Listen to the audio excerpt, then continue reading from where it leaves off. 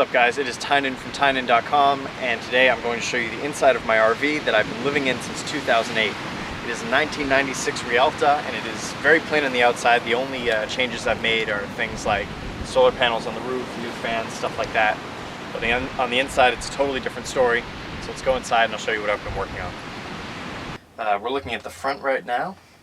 If we swing around and look at the back, start here. If you haven't seen my RV before, I'll show you just some of the more basic things I've done. I replaced all the floors, which used to be crappy carpet, with mostly maple wood, and then in the very front here with a little marble mosaic. And you know, it's not too expensive, it's just very small areas, but it looks a lot nicer, feels a lot nicer, and most importantly, much easier to clean. If you know anything about Rialtas, you may notice that I took off the screen door, put a little kick plate down there. I never use the screen door, and it just looks better that way. You might also notice that there are now LED lights everywhere. Might be hard to tell in the video, but as you can see at the very top there, we've got LED lights under this counter, and then as we swing around in the front, under this counter, and on that dome thing up there. It's not actually that bright out. That's LED lights. And while we're looking at the ceiling, you may also notice that it has been changed and it's now gold. It's a tin ceiling, which is kind of like an older look, and it's real tin with a gold finish. I'm not sure how well the colors are going to come out on this video. And I got that from AmericanTinCeilings.com. If you ask for a guy named Ken, he was super helpful, and basically I was on the fence about doing it or not. I wasn't sure if it would stick into the ceiling. Another tin ceiling guy told me, oh no, that it can't be done. Ken gave me some ideas on it, and sure enough, it's installed. It looks great, and it holds up really well. I've put a decent amount of miles on it. That's kind of a good look. You can see it there. Let's see. Over here, this is another cool thing. It is called a living wall, and it is made by someone named Nevastar. That's Nevastarr from Etsy.com. And it's basically a vertical little garden, and all of these plants are sedums or sedums and succulents, which means they don't need much water. So if I leave for a month, hopefully they'll live. This thing here is an air purifier. It's by a company called AmeriCare, and it's called the Roomaid. And it can run off DC power, which is cool. It has a charcoal filter and HEPA filter, but I'll be honest with you, it doesn't make much of a difference. I thought that maybe it would get rid of like cooking smells when I cook, so it wouldn't smell like fish in here for days, but nope, still smells like fish. A lot of new curtains. My friend Brian helped me make these curtains here that you can't really tell because it's getting dark out, but they do let light through. And by the way, when I say that he helped me, I basically mean that he made them for me, because I don't know how to do these things.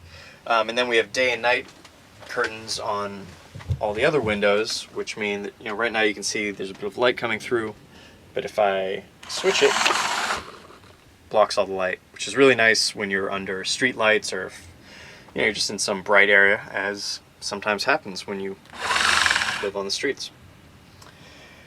Let's see, moving to the front here.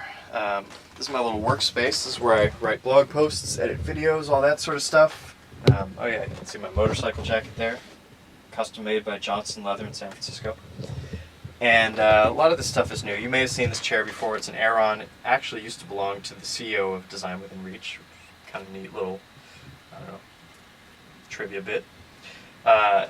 Really am proud of this table. My friend Brian, again, helped me make it, and by help me, I once again mean that he did almost everything. And you can tell it has a really cool grain. It's zebra wood.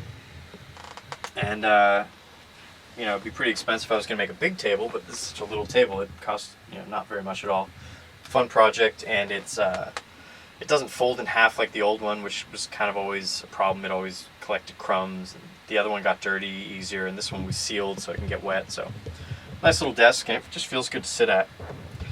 Here I've got my dual monitor setup. It's a Vizio monitor converted to run off 12 volt, and an Ergotron arm, so I can move it all around, which I don't really do too much anymore. So I've got the dual screen set up, code on the computer, my messed up screen with that big white line, and then over here, look at the site I'm working on. Have a new light up here. And I just bought this thing at overstock.com, and it's meant for 120 volts, but I took it apart and kind of replaced parts of it with part of a headlight assembly so that it can use automotive 12-volt bulbs, and I had to add a switch because it didn't have a switch. Wasn't necessarily worth all the work, but if you see, it's kind of a cool look. I like it a lot. Moving on to the kitchen, maybe a good time to address the fact that my entire RV is now blue. I painted it because I just absolutely hate that fake wood that it used to have. I was going for a dark gray sort of color, but I was getting sick of trying to pick colors, and so I ended up going with what I thought was a bluish gray, and it actually is more of a totally bluish blue. But it still looks pretty good, and I left little gold rims on it to kind of match the ceiling and just be excessive in general. So let's see, moving on to the kitchen. Got my stove, Ramblewood Green propane stove, teapot. That's how I make my tea in the morning. This is pretty cool. Up here I have my spice rack, and actually it's just a bunch of little jars with magnets on the back of them. And this whole ceiling is magnetic, so I can just stick it anywhere. It works really conveniently in 2 rows like that, and stays through all sorts of driving. Over here you can see a bit of a disaster. I have this magnet bar that I use to hold my knives, and then I also dry my forks and spoons on it. So did my dishes last night and haven't taken it off yet. Another cool new item. I may have put this in a previous video, I don't really remember, but this is a tap for purified water. Underneath I put a residential 3-stage water filter, which you can hopefully see there. It's really dark, but does, I forget all the stages, does a membrane filter, a lead chemical filter, and then a sediment filter. And basically what it means is the water is extremely healthy and it tastes really good, even if it's coming from kind of unknown sources. And last, I'm going to show you probably the coolest thing I've been working on, which is a projector. I used to have a movie theater in my house back when I had a house, and I saw that these little tiny projectors exist, and I thought, well, there's got to be some way to adapt that for an RV. So, of course, I have. This was a lot of work. The wiring of it mainly, as you can maybe see, the wires go up into the ceiling, and they go over here where you hit the switch to turn it on. And it takes a second to warm up, but it'll turn on. There we go. See, the lights are on, and whoosh, projector's on too. And you look over there and you might think, well, that looks really crappy. It's just sort of all over your RV. But no, my dear friend, I have an awesome solution. Check this out.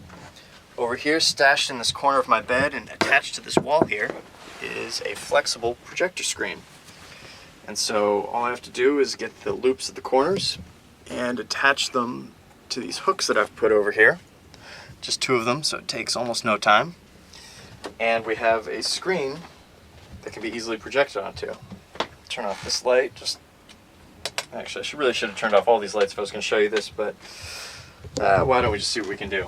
I have a switch under my desk that I'm hitting now, and that's going to switch the projector from that LCD to the projector. And there you can see my computer screen. And actually, I've got a movie queued up, so I can kind of show you how it works.